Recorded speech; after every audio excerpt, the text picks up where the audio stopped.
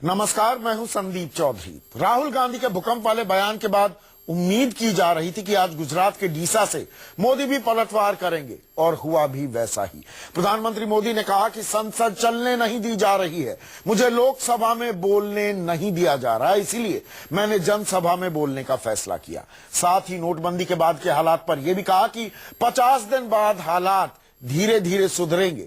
तो उधर गृह मंत्री राजनाथ सिंह ने भी विपक्ष पर हमला करते हुए कहा कि राहुल के बोलने से भूकंप आना तो दूर, हवा तक नहीं चलती और एक महीने बाद कैश की किल्लत दूर हो जाएगी।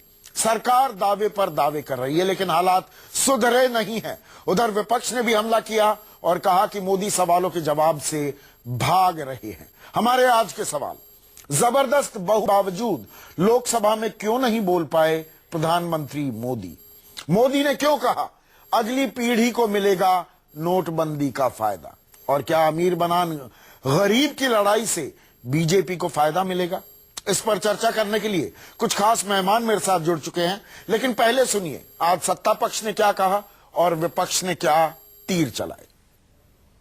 बहुत तकलीफ पड़ेगी, मैंने कहा था, मुसीबत आएगी और 50 दिन ये तकलीफ होगी ही होगी और तकलीफ रोज थोड़ी बढ़ती भी जाएगी, लेकिन 50 दिन के बाद मैंने हिसाब किताब लगाया है, वो एकदम से धीरे धीरे करके पहले जैसी स्थिति की तरफ आगे बढ़ेगा।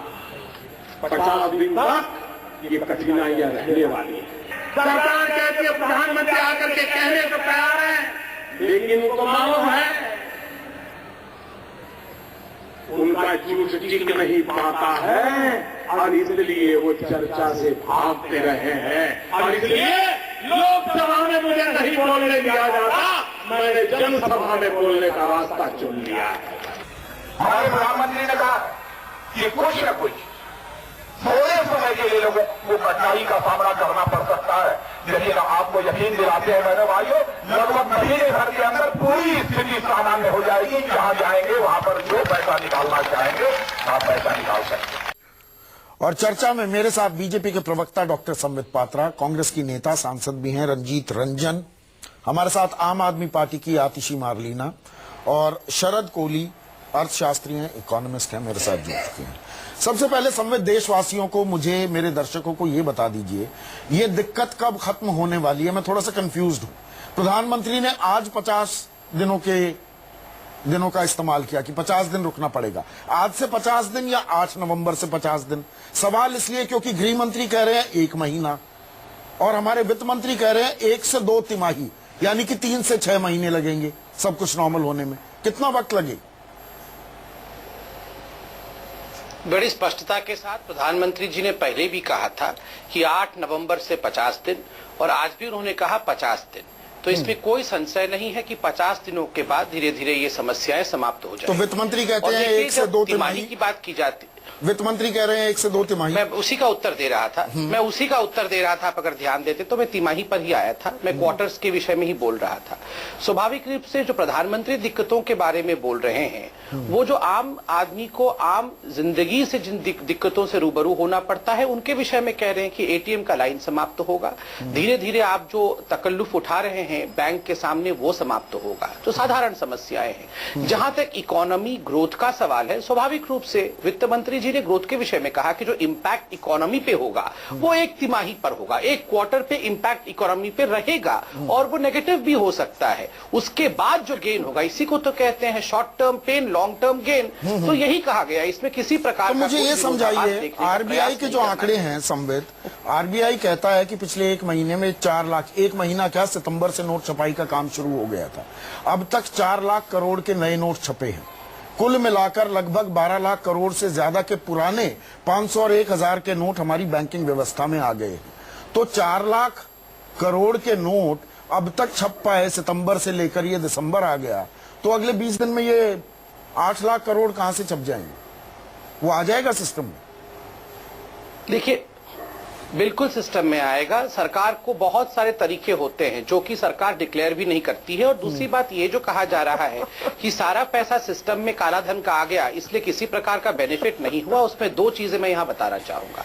देखिए, ये हम मान के चल रहे हैं कि 14 लाख करोड़ रुपए का जो है डिमोनेटाइज हुआ है। आप इसको जरा अमेंड करिए, ये 15 से 16 लाख करोड़ बैठता है, 14 लाख नहीं है, क्योंकि 14 लाख मार्च का फिगर है। नवंबर 8 को जब डिक्लेयर हुआ ये 15.8 नहीं, आंकड़ेबाजी में नहीं, और अभी 11 फिर मैं कैश रिजर्व रेशो की बात करने लगूंगा, मैं और चीजें ले आऊंगा। आपने आंकड़ों से ही सवाल पूछा था तो मैं नहीं, तो कैश रिजर्व रेशो को कैसे अकाउंट फॉर करेंगे? क्यों पूछा? सीआरआर को क्यों कैसे अकाउंट फॉर करेंगे, बताइए, फिर समझा दीजिए।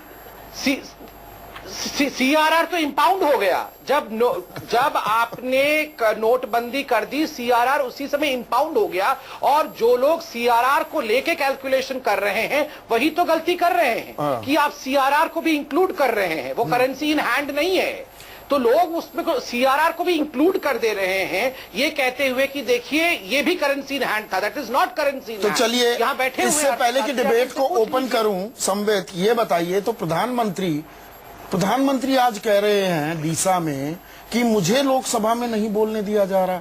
जहां अप्रत्याशित बहुमत है आपकी, आप जनसभा को संबोधित कर सकते हैं, लोकसभा में नहीं बोल सकते। ये बात गले उतरेगी कि लोकसभा में प्रधानमंत्री को एनडीए की अप्रत्याशित बहुमत के बावजूद बोलने नहीं दिया जा रहा। देखिए, मैं आपको एक छोटा सा उदाहरण दूंगा, आप उसी से जान पाएंगे कि क्या अवस्था विपक्ष ने किया हुआ है। आपको ध्यान होगा कि मध्य प्रदेश में एक रेलवे दुर्घटना में लगभग 100 लोगों ने अपनी जान गंवाई थी, और आप सब ने अपने टेलीविजन चैनल में वो दृश्य दिखाया जिसमें ऑर्बिचुरी देने के लिए लोग खड़े हुए, और रेल मंत्री सुरेश प्रभु जी पूरे विषय में एक स्टेटमेंट देने के लिए खड़े हुए। हूटिंग करके लोकसभा में उनको बिठा दिया गया, उनको ऑर्बिचुरी मैसेज तक पढ़ने नहीं दिया गया। ये हालत ऑपोजिशन ने ऑर्बिचुरी मैसेज का किया। तो रंजीत रंजन, आरोप आप पर है, आप प्रधानमंत्री को नहीं बोलने दे रहे हैं, और ये आरोप और कोई नहीं, सिर्फ संबित नहीं, खुद प्रधानमंत्री लगा रहे हैं। आप बोलने क्यों नहीं दे रहे प्रधानमंत्री को? रंजीत नहीं, महामहिम भी लगा रहे हैं जी, महामहिम प्रेसिडेंट भी बोल रहे हैं। देखिए, अब भी चुप रहे, उनको चुप कराइए। हाँ, बोलिए आप। देखिए, मैं आई विश करूंगी कि कभी ऐसा हो कि जो नरेंद्र मोदी प्रधानमंत्री जी है, 2.5 साल से हम सिर्फ उनका भाषण ही सुन रहे हैं। उनका रिकॉर्ड रहा है, जब भी वो पार्लियामेंट आए हैं, जब कभी राष्ट्रपति अभिभाषण की बात हो या बजट की बात हो, वो अपना भाषण देते हैं और चले जाते हैं। यहाँ तक कि नोटबंदी का भी जो RBI governor as per rule है, प्रधानमंत्री ने ही अनाउंस करा, जो रूल वाइज होता नहीं है। मुझे लगता है, मैं तो कहूंगी कि पब्लिक में ही एक्सपोज होते जा रहे हैं। कोई भी ये बात को हजम नहीं कर पाएगा कि नरेंद्र मोदी जैसा प्रधानमंत्री ये कहे, जो ब्रूटल मेजॉरिटी में है, कि मुझे हाउस में बोलने नहीं दिया जा रहा है। पर आप संसद को चलने नहीं दे रहे, ये सच्चाई है रंजीत रंजन, ये सच्चाई है। और आप कितने गंभीर हैं संसद को लेकर। नहीं, सुनिए, ये मुझे दर्शकों को बताना जरूरी है। कल राज्यसभा में 18 सांसद एनडीए की तरफ से थे, आपकी तरफ से कितने थे? मैं नाम गिनवा सकता हूं। गुलाम नबी आजाद, आनंद शर्मा, मोतीलाल वोरा। कांग्रेस की तरफ से 3, पूरे विपक्ष की तरफ से 5। कोरम पूरा नहीं हुआ, कल सदन कार्रवाई की स्थगित करनी पड़ी। 25 आदमी नहीं थे वहां पर। 250 का 1/10, 10% लोग होने चाहिए कोरम पूरा करने के लिए। विपक्ष के 5 लोग मौजूद थे, और आप कहते हैं हंगामा नहीं करते, हम गंभीर हैं। देखिए, पहले आप स्पीच को, आप मुद्दे को डाइवर्ट ना करें। मैं डाइवर्ट नहीं कर रहा हूं। कल की बात नहीं है, पूरे 17 दिन से, आप प्लीज फिर मेरा भी सुन लीजिए। हाँ। 17 दिन से विपक्ष के रूप में लोग पहले 56 में, फिर 184 में, जिसमें वोटिंग का प्रावधान है, विपक्ष चाह रहा था। एज पर रूलिंग पार्टी पूरी रिस्पॉन्सिबिलिटी है। जो अडवाणी जी ने भी कहा कि हाउस किस तरह से चले, आप विपक्ष को किस तरह से विश्वास में लेकर हाउस को चलाए, ये जिम्मेदारी रूलिंग पार्टी की होती है। अडवाणी जी की बात मानेंगी कि राष्ट्रपति की बात मानेंगी? जब राहुल जी बिना, दोनों की बात मानूंगी, दोनों की बात मानूंगी। तो राष्ट्रपति तो कहते हैं, किसी को भी अच्छा नहीं लगता अगर आप बहुमत को गैग कर रहे हैं। अब मैं बोलूं? जी बोलिए। राष्ट्रपति जी के स्टेटमेंट को आप सिर्फ विपक्ष से जोड़ के नहीं देखे, उन्होंने सदन में जो हो रहा है उसके ऊपर अपना दुख व्यक्त किया और ये हम लोग सब उसके लिए राजी हैं। लेकिन जिस तरह से रूलिंग पार्टी हिटलर शाही से, जब फ्राइडे को हम लोगों ने ये कहा कि किसी भी रूल के तहत अगर आप वोटिंग नहीं चाहते हैं, उसके वोटिंग नहीं इस पर क्विक रिस्पॉन्स संबित, हम लोग जब मत विभाजन की बात भी नकार दी, जब मत विभाजन को लेकर भी विपक्ष ने कह दिया नहीं मत विभाजन की जरूरत नहीं, चर्चा हो जाए, उसके बाद आप उल्टा विपक्ष पर आरोप लगाने लगे, माफी मांगो माफी मांगो माफी मांगो। आप चर्चा से नहीं भाग रहे क्या संबित? देखिए मैं उत्तर दे रहा हूं। देखिए रंजीता जी ने एक बात सही कही, कोई एक दिन का मसला नहीं है, ये पूरा 17 दिन का मसला है। आप 17 दिन के समरी को निकाल लीजिए। गोल पोस्ट कौन चेंज कर रहा था? आरंभ से ही प्रधानमंत्री मौजूद रहेंगे तो हम नो डिबेट करेंगे, प्रधानमंत्री मौजूद भी रहे, प्रधानमंत्री मौजूद रहे तो नहीं चलेगा, प्रधानमंत्री पहले उत्तर दे दे, हम बाद में प्रश्न पूछेंगे। आपने कभी भी संदीप जी ऐसा सुना है कि उत्तर बाद में आए? मैं आपके बीच में नहीं बोल रहा था मैडम। देखिए कभी भी ऐसा हुआ है कि उत्तर पहले आ जाए और प्रश्न बाद में पूछा जाए? बार बार अरुण जेटली जी ने भी कहा और राजनाथ जी ने भी कहा कि प्रधानमंत्री इंटरवीन करेंगे, यह आश्वस्त किया गया। उसके बावजूद हाँ, एक दिन जब महामहिम ने कहा कि व्यधित किया जा रहा है तो हमारे सांसदों ने भी जब नहीं, जब वो हर रूल को माफी मांगे, दरकिनार कर चर्चा के लिए तैयार थे कल विपक्ष वाले, तो आप उल्टा आरोप क्यों लगाने लगे? बहस करने के बजाय, चर्चा करने के बजाय। मेरा सीधा सवाल, 10 सेकंड में रिस्पांस, मुझे आतिशी के पास जाना है। संबित, ये सब कुछ होने के बाद जब भूकंप आने वाली थी, ठीक 2 बजे मैं टीवी ऑन करके बैठा और मैं देखा कि शायद अब तो चर्चा करने आ जाएंगे। 18 लोग हमारे एनडीए से मौजूद थे, 2 मंत्री भी मौजूद थे उत्तर देने के बाद भूकंप करने। कोई भी उनके यहाँ से तो 5 लोग भी मौजूद थे। ये तो राज्यसभा की बात है, लोकसभा का भी तो बता दीजिए। नहीं, देखिए राज्यसभा भी महत्वपूर्ण, राज्यसभा भी एक महत्वपूर्ण हाउस है, अपर हाउस है, वहाँ चर्चा। आप लगातार आतिशी, इस चर्चा में आप लगातार मुस्कुरा रही हैं, पर मुझे ये बताइए कि कुछ गेन के लिए, लार्जर गेन के लिए कुछ पेन तो सहना होगा। ये प्रधानमंत्री हमें लगातार बता रहे हैं, अभी संबित पात्रा ने भी हमें ये बताया। और अगली पीढ़ी, आज डीसा में प्रधानमंत्री ने रिआइटरेट किया है कि अगली पीढ़ी को मिलेगा नोटबंदी का फायदा। तो अगर भविष्य के लिए एक सुनहरा भविष्य संजोया जा रहा है तो आपको तकलीफ क्या है?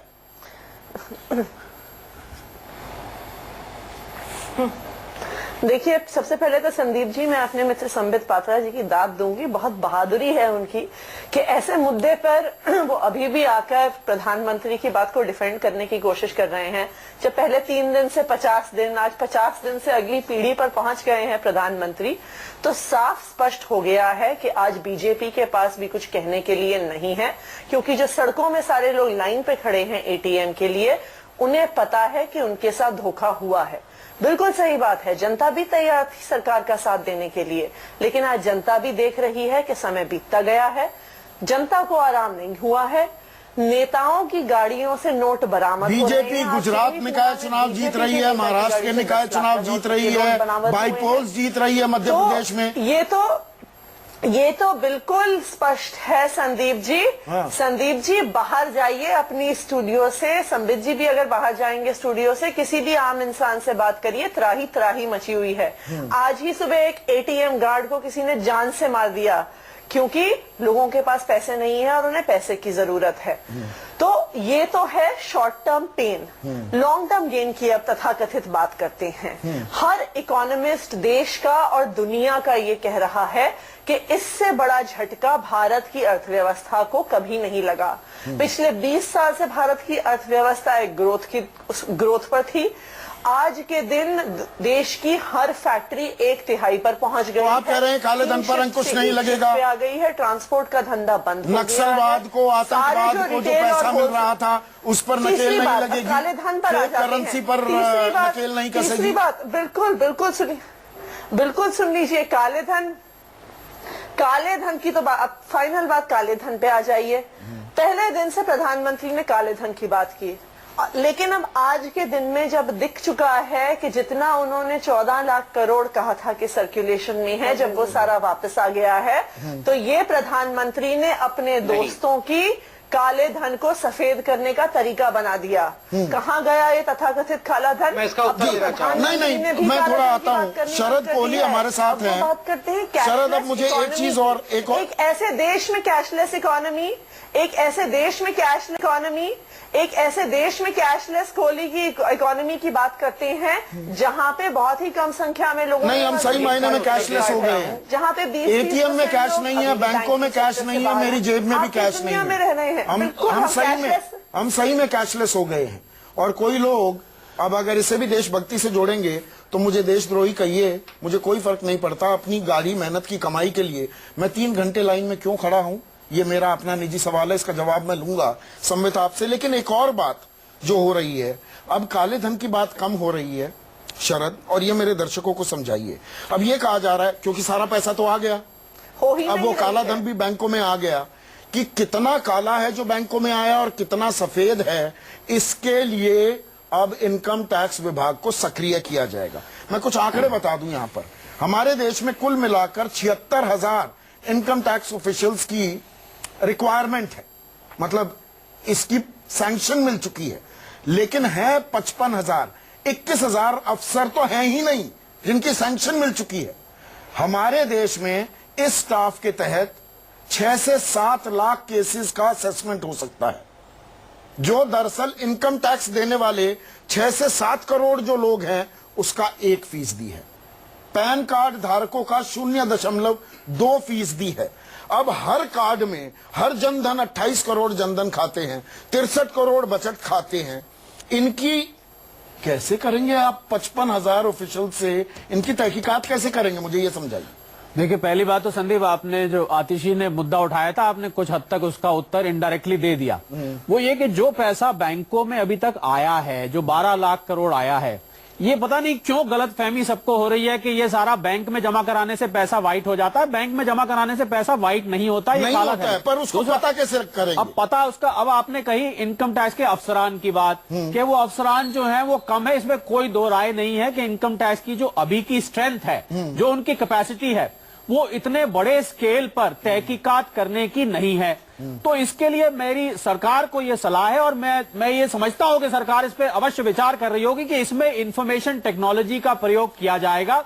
जो नोटिसेस भेजेंगे, आजकल पहले संदीप नोटिस भेजा जाता था, 7 साल तो लग जाते हैं पूरा एक केस को रिजॉल्व होने में। अगर मेरे ऊपर फाइन भी लगेगा मैं अपील में चला जाऊंगा। पहले जो नोटिस जाते थे हाथ से, ये कितना लंबा, कितनी बड़ी जलेबी या कितनी बड़ी इमरती बनेगी, मुझे ये बताइए। सरकार को अपनी व्यवस्था को सुदृढ़ बनाना पड़ेगा, इसमें कोई दायरा नहीं। और प्रधानमंत्री जी ने एक स्पीच और में अब बोला ये था, इनकम टैक्स इंस्पेक्टर के ये इनकम टैक्स इंस्पेक्टर राज फिर से तो नहीं आ जाएगा। एक इनकम टैक्स का इंस्पेक्टर आएगा, कहेगा ये 2 लाख रुपए आपके अकाउंट में कैसे। दूसरा मैं एक मुझे इतनी घूस दो।